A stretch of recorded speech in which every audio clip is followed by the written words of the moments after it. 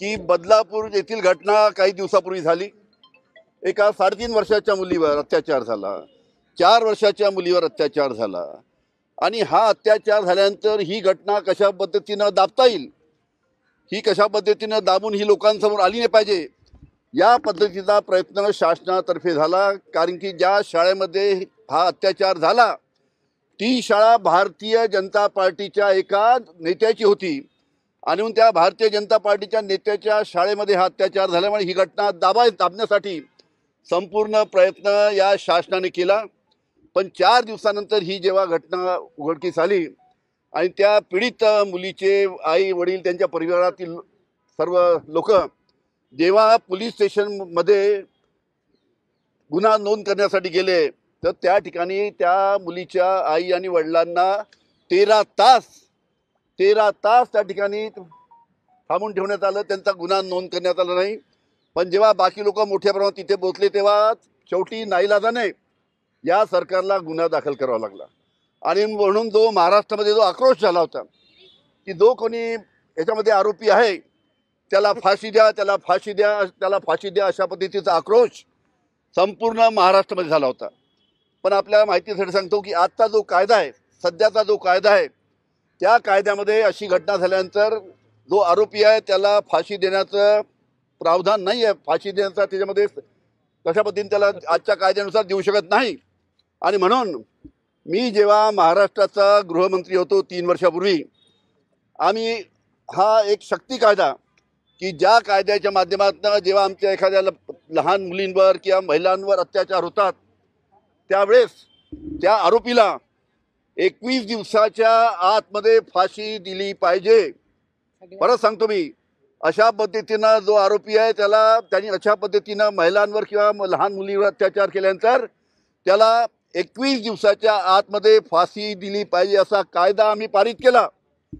विधानसभेमध्ये त्याला मंजुरी घेतली, विधान परिषदमध्ये त्याला मंजुरी घेतली, आमचे त्यावेळेचे मुख्यमंत्री उद्धवजी ठाकरे आम्ही कॅबिनेटमध्ये त्याला मंजुरी दिली आणि हा कायदा शक्ती कायदा आम्ही पारित केला। आणि मग हा पारित केल्यानंतर नियमानुसार त्याला अंतिम मंजुरीसाठी, त्या कायद्याला अंतिम मंजुरीसाठी केंद्राकडे पाठवावं लागतं। 3 वर्षापूर्वी हा शक्ती कायदा आम्ही अंतिम मंजुरीसाठी केंद्राकडे पाठवला, पण केंद्राने याच्या बाबतीत काही त्यामध्ये पुढाकार घेतला नाही।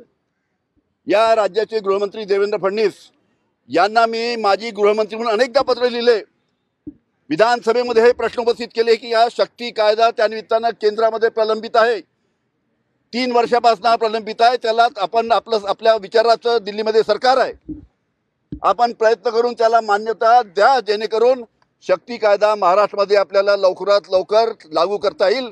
ज्या माध्यमातून बदलापूरसारखी घटना झाली तर त्या आरोपीला आपल्याला फाशी देता येईल। आज जर या भारतीय जनता पार्टीच्या सरकारने हा कायदा जर केंद्राकडनं मंजूर करून घेतला असता तर आजच्या तारखेला मी तुम्हाला सांगतो की बदलापूरच्या घटनेचा जो आरोपी आहे त्याला आज आपल्याला फाशी देता आली असती। पण यांनी कोणताही त्यामध्ये पुढाकार घेतला नाही।